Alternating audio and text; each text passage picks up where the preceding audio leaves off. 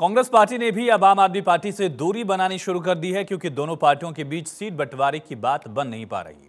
लेकिन तालमेल नहीं होने का एकमात्र कारण यही नहीं है कि दोनों में सीट बंटवारा फाइनल नहीं हो पाया। दरअसल इसके अलावा एक कारण राजनीति है और दूसरा वैचारिक है।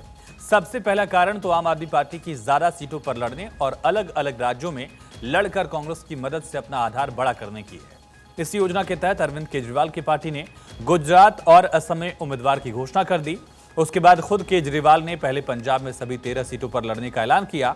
उसके बाद दिल्ली में भी सभी 7 सीटों पर लड़ने के संकेत दिए। कहा जा रहा है कि जल्दी ही केजरीवाल की पार्टी हरियाणा और गोवा में भी उम्मीदवार घोषित कर सकती है। कांग्रेस के जानकार सूत्रों का कहना है कि पार्टी अलग अलग राज्य इकाइयों और नेशनल अलायंस कमेटी ने पार्टी नेतृत्व को केजरीवाल की रणनीति के बारे में आगाह किया।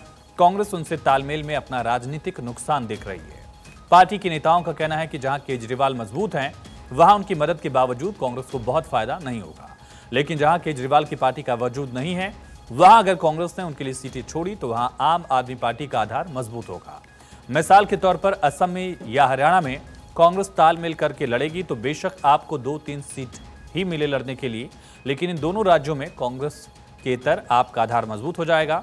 ध्यान रहे कि केजरीवाल हरियाणा के रहने वाले हैं, लेकिन तमाम प्रयास के बावजूद पिछले 12 साल में वो अपने गृह राज्य में पैर रखने तक की जगह नहीं बना पाए।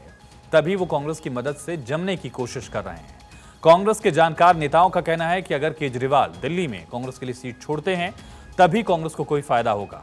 इसके अलावा किसी भी राज्य में दोनों के साथ मिलकर लड़ने का फायदा सिर्फ और सिर्फ केजरीवाल को ही होगा।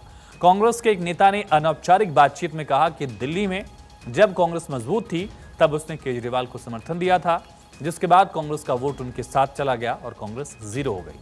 अब केजरीवाल मजबूत हैं और अगर उनके समर्थन से कांग्रेस लड़ती है तो अपना कुछ खोया हुआ वोट वापस हासिल कर सकती है। राजनीतिक पहलू के अलावा एक वैचारिक पहलू भी है और इससे लेकर कांग्रेस के नेता आशंकित भी हैं, अपने लिए संभावना भी देख रहे हैं। गौरतलब है कि केजरीवाल की पार्टी ने राम मंदिर कार्यक्रम के दिन यानी 22 जनवरी को पूरे दिल्ली में सुंदरकांड का पाठ कराया था।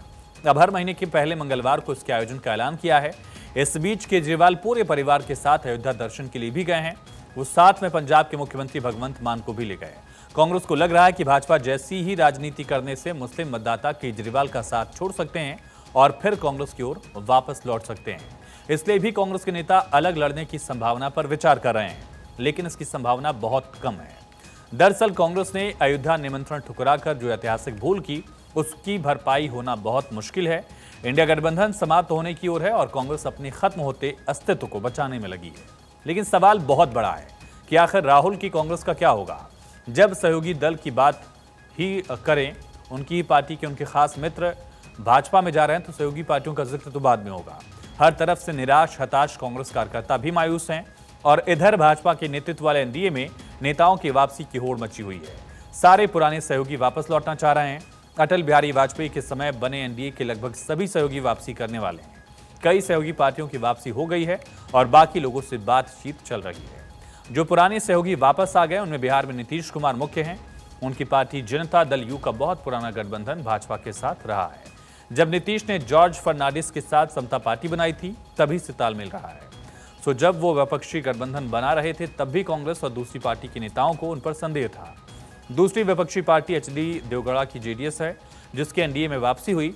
कर्नाटक में विधानसभा का चुनाव हारने के बाद जेडीएस को अपना भविष्य खतरे में दिख रहा था और इसीलिए देवगौड़ा ने वापस भाजपा से तालमेल कर लिया। तीसरी पार्टी है राष्ट्रीय लोकदल, जिसकी एनडीए में वापसी हुई है। एक दशक से ज्यादा समय तक भाजपा विरोध की राजनीति करने और चुनाव हारने के बाद अब जयंत चौधरी अपने पिता की बनाई पार्टी को वापस एनडीए में ले गए हैं। अब बाकी बची हुई पार्टियों की बारी है। आंध्र प्रदेश के पूर्व मुख्यमंत्री तेलुगु देशम पार्टी के नेता चंद्रबाबू नायडू एनडीए में रहे हैं। वे एनडीए के संयोजक भी रहे हैं। फिर से उनकी वापसी की चर्चा है। पिछले चुनाव में वो तेलंगाना में कांग्रेस के साथ लड़े। पिछले दिनों उन्होंने दिल्ली में केंद्रीय गृह मंत्री अमित शाह और भाजपा के राष्ट्रीय अध्यक्ष जेपी नड्डा से मुलाकात की। बताया जा रहा है कि फिल्म स्टार पवन कल्याण की पार्टी जन कल्याण सेना और टीडीपी का तालमेल भाजपा से हो रहा है। हालांकि नायडू से मुलाकात के बाद वाईएसआर कांग्रेस के नेता और आंध्रा के मुख्यमंत्री जगन मोहन रेड्डी ने भी प्रधानमंत्री नरेंद्र मोदी से मुलाकात की और इसीलिए आंध्रा की तस्वीर थोड़ी उलझी हुई है। इस बीच दो और सहयोगी पार्टियां बीजू जनता दल और अकाली दल से भी भाजपा की बातचीत हो रही है। ओडिशा में मुख्यमंत्री नवीन पटनायक के करीबी पूर्व आईएएस अधिकारी वीके पांडेयन ने दोनों पार्टियों की नजदीकी और पटनायक की नरेंद्र मोदी के साथ दोस्ती के संबंधों का हवाला दिया। पिछले हफ्ते ओडिशा की यात्रा में मोदी ने भी पटनायक को दोस्त बताया था। उधर पंजाब में अकाली दल के साथ बातचीत की पुष्टि तो खुद अमित शाह ने कर दी है।